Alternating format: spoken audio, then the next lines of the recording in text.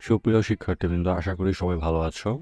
আজকে আমরা ডিজিটাল প্রযুক্তি বইয়ের শিক্ষণ অভিজ্ঞতা 3 নাগরিক সেবায় স্বচ্ছতা ও জবাবদিহিতা এটা পড়ার চেষ্টা করব এবং এইখানে যতগুলো উত্তর সেশন আছে সেশনের উত্তর আমরা দেব। সেশন 1 নাগরিক সেবায় ডিজিটাল প্রযুক্তি ব্যবহার।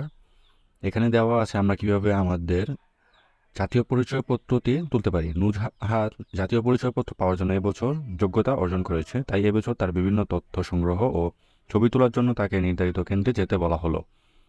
তার ছবি তোলার পর একটি ফর্মে যেসব তথ্য লিখে জমা দিয়ে এলো, কিছুদিন পর তার বাবার নাম্বারে মেসেজ এলো যে সে জাতীয় পরিচয়ের নম্বর সম্পূর্ণ হয়েছে এবং নির্দিষ্ট সময় পর তাকে পরিচয়পত্র সংগ্রহ করতে হবে। কিন্তু অনলাইনে অ্যাকাউন্ট নিবন্ধন করে সে এখনও ডাউনলোড করতে পারবে।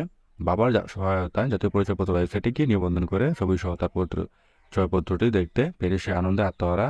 নিজের ছবি সহ তার পরিচয়পত্রটি দেখতে পাচ্ছে সে। তো এইভাবে নাগরিক সেবা সম্পর্কিত বার্তা আমরা পাবো। এখন আমরা নিচে দেখব একটি ছক আছে যে উপরে ঘটনাতে নুজহাতের একটি সেবা পাওয়ার আনন্দ ও উদ্বেগের কারণ জানা গেল, কিন্তু শেষ পর্যন্ত ডিজিটাল প্রযুক্তি তার কাছে খুব সহজ করে দিল এবং সে তার কাঙ্ক্ষিত সেবাটি পেল। শুরু থেকে শেষ পর্যন্ত নুজহাত সেবাটি পেতে কী কী ধাপে কাজটি সম্পূর্ণ করলো তার নিচের ঘরে আমরা প্রবাহ চিত্রে লিখে ফেলি। এই প্রবাহ চিত্রের উত্তর এখন আমরা করব। সেবা গ্রহণের ধাপ। প্রবাহ চিত্রের মাধ্যমে সেবা গ্রহণের ধাপসমূহ: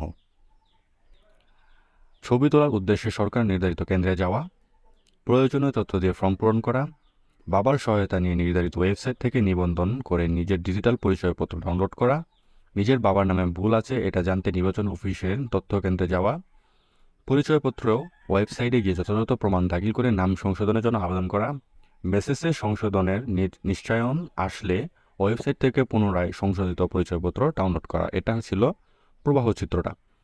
এখন এই ধাপগুলোর মধ্যে কিছু কিছু ক্ষেত্রে সে সন্তুষ্ট হয়েছে, আবার কিছু কিছু ক্ষেত্রে সে উদ্বিগ্ন হয়েছে। এবার আমরা নিচের চিত্রে নুজহাতে সেবা পাওয়ার যাত্রা যে ধাপগুলো সন্তুষ্ট হয়েছিস তার পয়েন্টগুলো উপরে, আর যে যে ধাপে উদ্বিগ্ন হয়েছে তার পয়েন্টগুলো নিচে চিহ্নিত করে সেবা গ্রহণের অভিজ্ঞতাটা দেখব। এখানে দুটি ধাপ দেখানো হয়েছে, বাকিগুলো আমরা করব। এই ধাপগুলো এখন আমরা করব। এই যে সেবা গ্রহণের অভিজ্ঞতা জার্নি। সহজে ওয়েবসাইট থেকে পরিচয়পত্র ডাউনলোড করতে পারা, সহজে ভুল নাম সংশোধন করতে পারা, আবেদন এবং সঠিক পরিচয়পত্র, আবার সহজে মেসেজের মাধ্যমে তার নিশ্চয়ন হওয়া।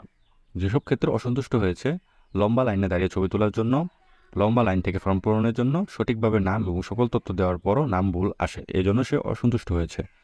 তো এটা ছিল সেবা অভিজ্ঞতা জার্নি। এখন আমরা আরেকটি ছক দেখতে পাচ্ছি পরের পৃষ্ঠায়, নন ডিজিটাল ডিজিটাল মাধ্যম। তো চলো আমরা এটা এখন দেখব। নন ডিজিটাল এবং ডিজিটাল মাধ্যম। ছবি তোলা হলো নন ডিজিটাল মাধ্যম, আর ডিজিটাল মাধ্যম হলো জাতীয় পরিচয়পত্র ডাউনলোড করা। ফর্ম সংগ্রহ এটা হলো নন ডিজিটাল মাধ্যম। ভুল সংশোধনের জন্য আবেদন করা এটা ডিজিটাল মাধ্যম। ফর্ম পূরণ করতে হয় নন ডিজিটাল মাধ্যমে। মেসেজের মাধ্যমে সংশোধন নিশ্চয়ন এবং পুনরায় সঠিক পরিচয়পত্র ডাউনলোড করা হলো ডিজিটাল মাধ্যম। তথ্য জানতে নির্বাচন অফিসে তথ্য জমা দেওয়া বা নির্বাচন অফিসে তথ্য কেন্দ্রে জমা দেওয়া, অনলাইনে স্মার্ট কার্ডের খবর পাওয়া এটা হলো ডিজিটাল মাধ্যম। তো এই ছিল আমাদের সেশন 1। আগামী ক্লাসে আমরা সেশন 2 থেকে শুরু করব, নাগরিক সেবায় স্বচ্ছতা ও জবাবদিহিতা, এইখান থেকে। সেই পর্যন্ত সবাই সুস্থ থাকো। ধন্যবাদ সবাইকে।